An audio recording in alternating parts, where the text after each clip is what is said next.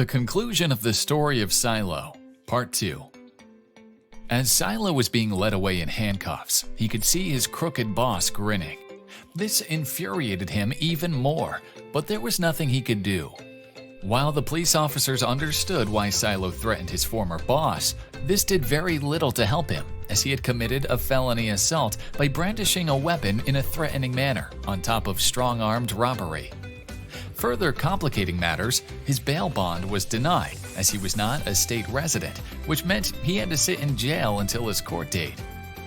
As Silo languished in his cold jail cell, the harsh reality began to set in.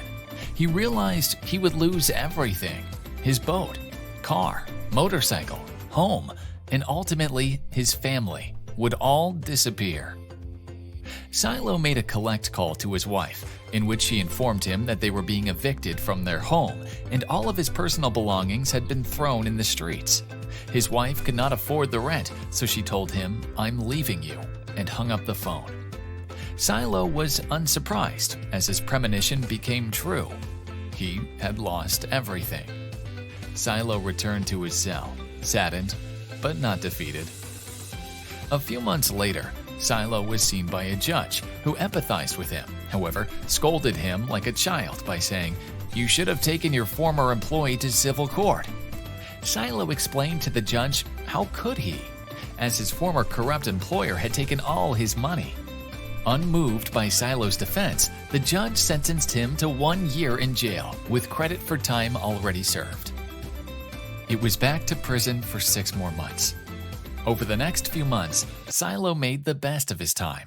He worked out, avoided trouble, lost a few pounds, lowered his blood pressure, and was in the best shape when his sentence ended. After his release, Silo found a driver position with a small fleet owner who gave him a second chance to earn a decent living. He was back where he felt appreciated and paid on time.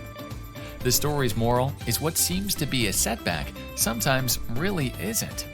And in this case, Silo regained his health, wealth, and dignity.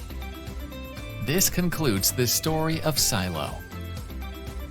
Subscribe to our channel for next week's episode of Jarka Tales.